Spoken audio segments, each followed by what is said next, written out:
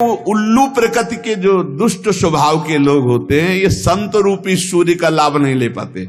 श्रद्धा और विश्वास जितना प्रबल है कि गुरु साक्षात परब्रह्म, काम हो गया, हम तो हर समय परब्रह्म को देख रहे हैं, परब्रह्म का भाषण सुन रहे हैं, परब्रह्म के समीप है, परब्रह्म की कृपा दृष्टि, मेरे कल्याण में क्या फर्क, उसके कल्याण में कोई फर्क नहीं। ये वैसे साधु तो नहीं है जिससे कल्याण हो जाता है, बिल्कुल वैसे ही अनुभव होगा। ये यथा माम प्रपद्यन्ते तास तथैव भजाम्यहम्।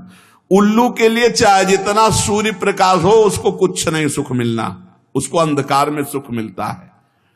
ऐसे ही चंद्रमा सर्वत्र बिखरी हुई चांदनी को सुख प्रदान करने के लिए, लेकिन चोर को बुरा लगता है चांदनी, इसमें चंद्रमा का दोष क्या है?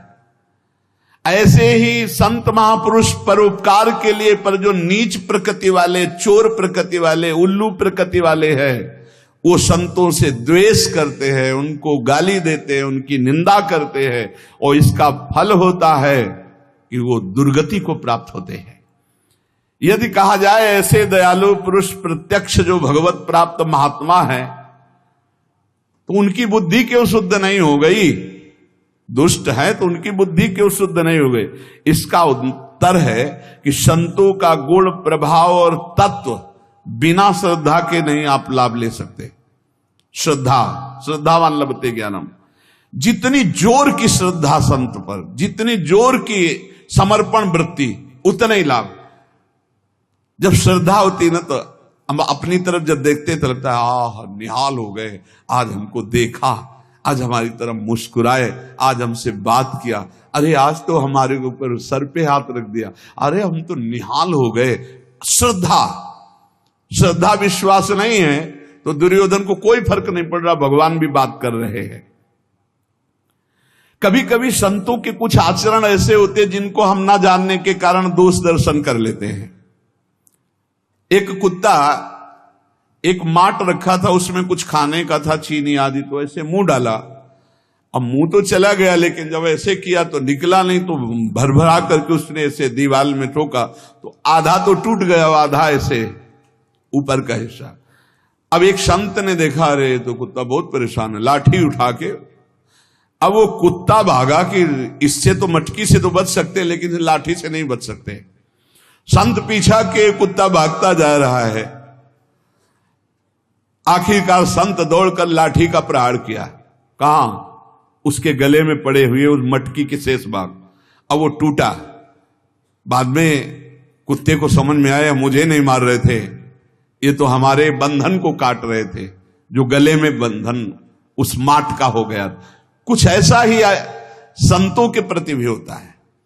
देखते हैं कि इसके गले की फांसी बनने जा रहा है, अब वो डांट रहे हैं, वो दौड़ करके उसको संभालने की कोशिश कर रहे हैं, उसको बुरा लगता है।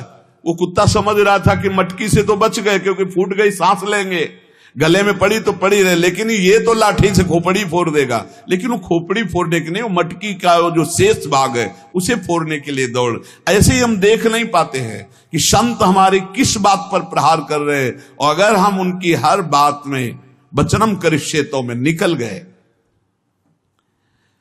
संत महापुरुषों की दया, भगवान की दया समतापूर्ण होती है। संत उसे ही कहते हैं जो विद्या विनय संपन्ने, ब्राह्मणे गव्यस्तनी सुनीच सुपाके च पंडिता समदर्शिना। लोग बर्ताव से समता चाहते हैं संत से, तो कह रहे हैं कि बर्ताव में नहीं हो सकता। संत वो है जो विद्या विनय युक्त, ब्राह्मण में, गौ में, हाथी में, कुत्ते में, चांडाल में समभाव देखता है, बर्ताव नहीं सम। बहुत समझना नहीं तो ये लगेगा कि समदर्शी संत नहीं है। लोग कहते हैं कि संत तो सब में समान व्यवहार करते, समान व्यवहार हो ही नहीं सकता, समान दर्शन कह रहे हैं। विद्या विनय संपन्ने, ब्राह्मणे गव्यस्तनी, गाय में और कुत्ता में समान भाव रखना है, व्यवहार का नहीं, दर्शन केवल, कि कुत्ते में भी भगवान है और गाय में भी भगवान है। व्यवहार अलग होगा, खाद्य व्यवहार, स्वरूप, आकृति, गुण, व्यवहार इनको देख के किया जाता है। समता सब में भगवान की है।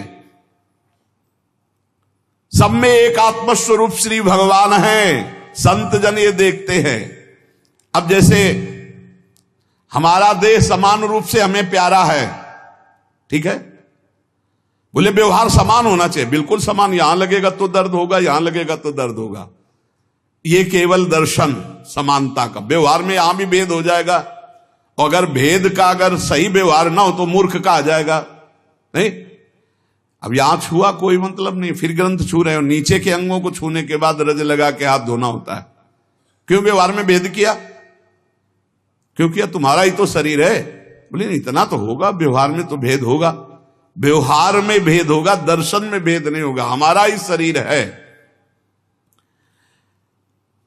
व्यवहार में भेद स्वाभाविक होता है। आंखों का काम है देखना, कानों का काम है सुनना, इंद्रियां देखो भेद में व्यवहार कर रही हैं।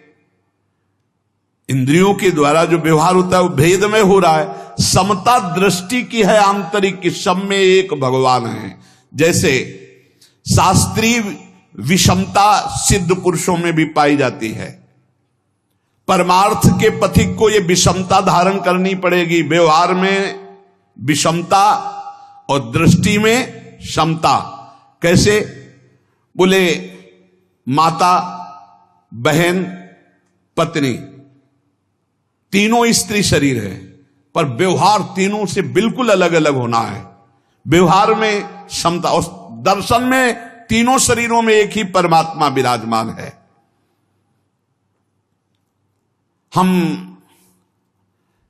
कुत्ते को रोटी देते हैं और गाय का हरी हरी घास से पूजन करते हैं। अब हम सोचे कि कुत्ते को हरी हरी घास खवा करके पुष्ट कर दे, होगा क्या? व्यवहार में विषमता है। या हम सोचे विद्या विनय संपन्न ब्राह्मणे को हस्तनी सुनी चाहिए सुपाकेता, सबको घास, नहीं चल पाएगी ना। विद्या विनय ब्राह्मण जो ब्राह्मण है उसको कचौड़ी पूड़ी खवा करके, गाय को हरी हरी घास खवा के, कुत्ते को रोटी खवा दी, हाथी के लिए और बड़ा चारा डालना पड़ेगा। व्यवहार में नहीं, दृष्टि में समता। ऐसे ही महान जो संत भगवत प्राप्त हैं उनके व्यवहार में विषमता होगी और दृष्टि में समता होगी।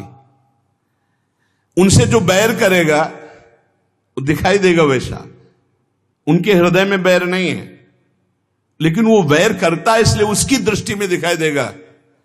जो उनसे मित्रता करते हैं वो उनकी दृष्टि से, उनकी दृष्टि में दोनों समान है, पर व्यवहार में जब आएगा तो जो दैन्य होकर प्रणाम नमस्कार करके आर्तभाव उससे मुस्कुरा के बात करेंगे, और जो कटु और क्रूर स्वभाव वाले हैं उनसे उदासीन होकर बात करेंगे। अंतर में उनके कोई भी द्वेष नहीं है, वो समता को प्राप्त महापुरुष हैं। अनुकूल पदार्थ आएगा मुस्कुरा के पाएंगे, प्रतिकूल आएगा हटा देंगे। ये व्यवहार है, समता एक दृष्टि है। इसलिए हम संत महात्माओं की आज्ञा का पालन करें, भगवान की कृपा से सत्संग मिलता है। हम अपने जीवन को सुधारने की चेष्टा करें, निरंतर नाम जप करें। शेष चर्चा आगे। श्री राधा वल्लभ लाल की जय।